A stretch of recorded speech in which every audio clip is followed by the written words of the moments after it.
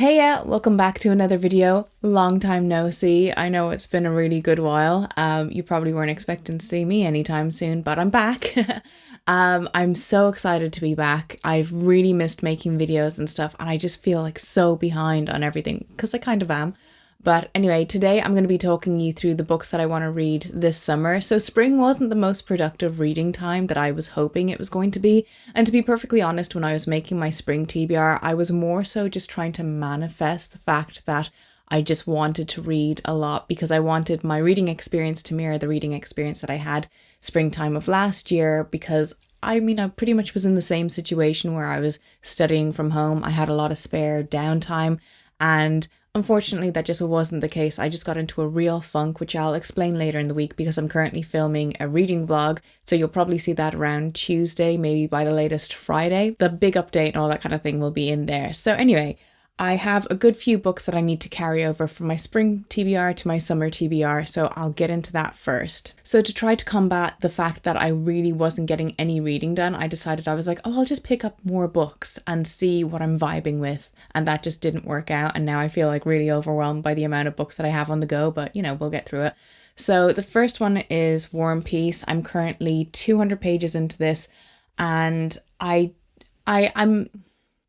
will say that my reading experience of this so far isn't great because I'm reading it in about like 20-minute, half an hour increments. And I feel like because my concentration is so bad at the moment, or at least it has been over the last couple of months, because I started this in like towards the end of February or so, I just haven't been able to really gel with it yet. And I feel like once I'm able to properly sit down and read bigger sections of it, read it for like maybe 1 hour, 2 hour increments a day, I will really kind of thrive and I'll get through it quite quickly, hopefully. But I have been taking notes. I've been summarizing each part that I've read so far because I feel like that's really important to do, especially if it's not your main read. Like if you're reading a chunkier book and you're reading a lot of other stuff along with it, you really do have to take notes because it can be kind of jarring going back and revisiting it and being like, oh my God, where did I leave off? What's happened so far in the story? So I'd really recommend doing that because it definitely helps, and it definitely helps you feel like less overwhelmed with taking on a mammoth like this. Next, I'm also reading I Am a Cat by Natsume Soseki. I'm 100 pages into this and I'm really enjoying it, but again, the concentration has been an issue and I find that my mind wanders quite a lot while reading, like over the last couple of months, which is why I haven't been reading that much. So I feel like I'm probably going to try to polish this off this coming week, and I'm really looking forward to doing so because it is such a sweet story so far. I'm really enjoying it, and I want to be able to get read and let you know my final thoughts. And then the final book that I'm currently reading is The Royal Assassin by Robin Hobb. So I picked this up in April, and the reason why I did so is because I was thinking, if I pick up a book that I'm already familiar with the story, I'm already in the midst of it, maybe that will keep me motivated and inspired and on track for reading. And unfortunately, that just didn't pan out. I literally read it once and then put it down for 2 months. So oh well, but I hope to finish it off maybe the week after next, because I did end up buying the final book in the series just because it came down in price, and you'll see that later on in this TBR. So the only 2 books that I'm fully carrying over from my spring TBR are The Romance of the Forest by Anne Radcliffe and Good Omens by Neil Gaiman and Terry Pratchett. These are the 2 that I ended up never picking up, but 2 is better than like all of them to be completely fair. Like I'm impressed. Like I know I've made a start with the other ones. I'll probably be making a start within the next 2 to 3 weeks on these. I have a specific reading vlog in mind for this one, so I hope to get that done at latest maybe July. So looking forward to getting that done. So to keep up with my classics TBR that I made in January, which I am a little bit behind on, I am going to be reading The Man in the High Castle by Philip K. Dick this month. This is a kind of historical retelling as if World War II never was won by the Allies. Basically, it's like the Nazis take over the world, and I'm really interested to read this. I've really enjoyed all the other Philip K. Dick books that I've read. I think it's only 2. It's only like Android's Dream of Electric Sheep and Scanner Darkly, but I enjoyed both of them for various different reasons. So I'm interested to see how I'm going to feel about this one, because even though I found like Scanner Darkly to be quite depressing, I still really enjoyed it. So it's nice to know that even if a book has heavier themes or more depressing sort of themes, I can still get a lot out of it. So I'm really looking forward to getting into this. Next, I'm going to be picking up The Nakano Thrift Shop by Hiromi Kawakami. So I read The Strange Weather in Tokyo in February or March of this year, and I ended up really enjoying it, even though the plot was a bit different to what I had expected it to be. I was under the impression that it was going to be about an age gap romance, and it was more so just the story of friendship.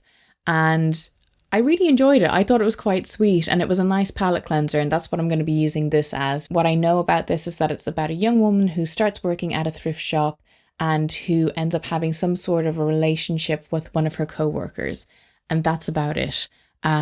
So I'm planning to use it as a palate cleanser because, you know me, I tend to read a lot of heavy stuff, and from time to time it's nice just to dive into something more lighthearted, especially if I'm feeling a bit down in the dumps or I have a bit of a book hangover from reading something that was a bit much. Next, I'm going to be reading The Black Tulip by Alexandre Dumas. So Alexandre Dumas is the author of The Count of Monte Cristo, which is a book that I really, really enjoyed last year.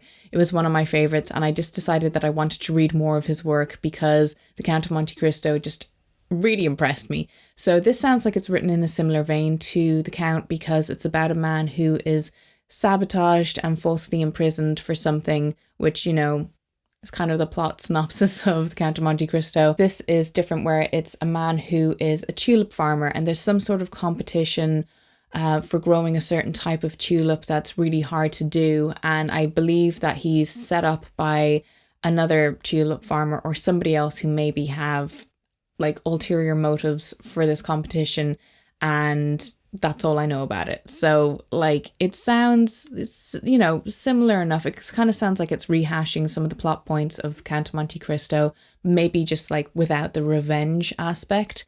But I still feel like I'm going to really enjoy it because I've heard really good things about this. I've read a couple of reviews on it, and it seems like it's going to be something that I'm going to really enjoy. Then I'm going to be reading The Year of the Monkey by Patti Smith. I'm a huge Patti Smith fan. I have read all her previous books. I love her music. I've seen her live, and I'm really looking forward to getting into this. And I've been kind of procrastinating on reading this since I got it because I was like, well, you know, once I read this, then I've got nothing more of hers to read. Unless like I reread something, but you know me, I'm not mad keen on rereading stuff unless I'm really pushed about it. But yeah, I believe this is about a year of her life where she's just kind of touring and working.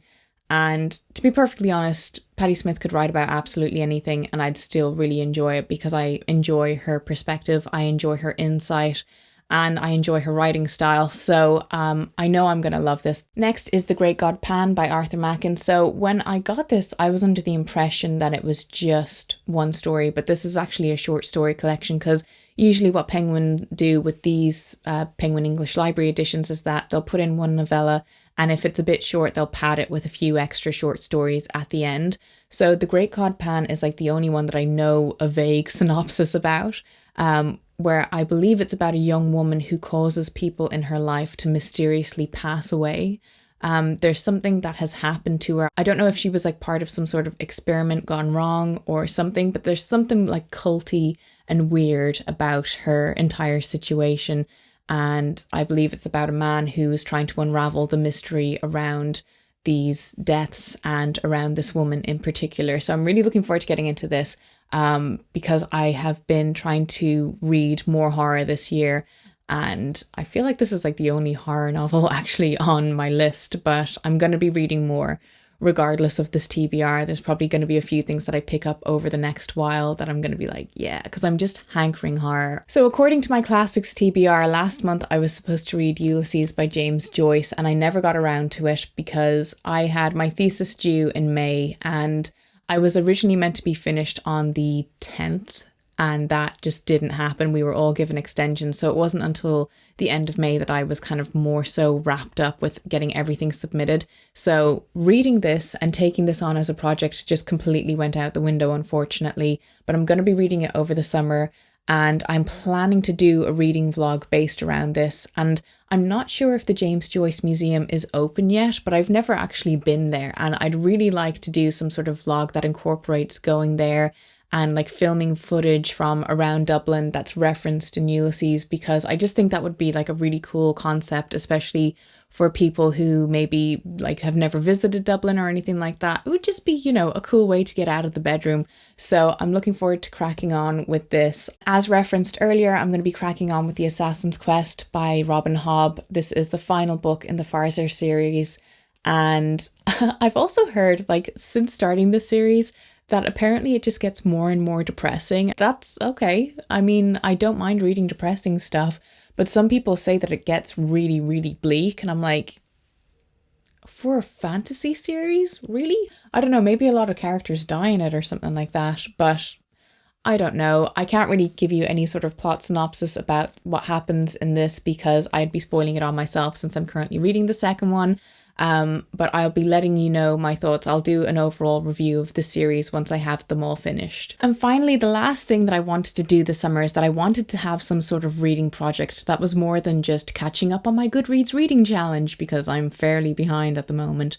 I wanted to read some series. I wanted just to take on something that I could just read over the entire summer and really enjoy. And I was originally thinking of reading the Dune series because I read Dune a couple of years ago and I never ended up picking up the rest of the series because until recently they had never been continued to be published in the edition that I had them in, but Goliath recently took over the printing of them and just published the rest of the series. So a couple of weeks ago, I went back into town for like the first time since lockdown finished, and I went into chapters with my boyfriend and I was like, I'm getting Dune, I'm getting the rest of the series, I don't care. And they didn't actually have the rest of the series at all, but they did have something that I've been on the hunt for, which is like, I was so ecstatic that I found these because they were also on sale. Now I am missing one, but you know, I'll find it eventually. And if I have to get it from the library, so be it.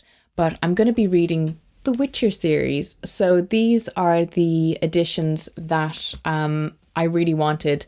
I didn't like the game editions. I didn't like the new editions that have come out that have that horrible take offable sticker that says now a series on Netflix. Like, nobody cares. So this is what they look like. I still have to take off the chapters stickers on them. These are all out of print online, and I was thinking that it was going to be an absolute nightmare trying to track down these editions because I read The Last Wish in January and really enjoyed it, and I have it in this edition. So I was thinking, oh no, I'm never going to be able to complete it, and like trust that that's my luck, that the second I get into a series, it's immediately reprinted in something else. So I'm missing Blood of Elves, but I'm sure I'll find it eventually. And you know, it's going to be the new thing that I'm on the hunt for. So those are all the books that I'm going to be reading this summer. Let me know if they're any good, if you've read them, if they're worth reading, if they're not. Let me know if you're going to be taking on any sort of lofty reading projects like myself, and you know, you would just want to put it out there into the universe to keep yourself accountable. Comment away down below, and please like and subscribe if you haven't already done so. I'm going to be back to making regular videos now, and I'm really looking forward to it. I've got some good stuff planned for the summer, and especially now that the lockdown has lifted, it means that I can actually go out and film videos that I have been thinking about doing for literally the last year. So I'm really, really excited. The days that I upload are usually a Tuesday, a Friday, or a Sunday. So come back on those days to check if I've posted any new content. But I am going to be back to posting regularly at least once a week from now on. And I'm just so happy to be back. You're going to be getting a reading vlog, like I said, around Tuesday evening, and I'm looking forward to hearing your thoughts and feedback on that. But anyway, I've talked your ear off long enough. I hope you're all keeping well, and I will talk to you soon. Goodbye.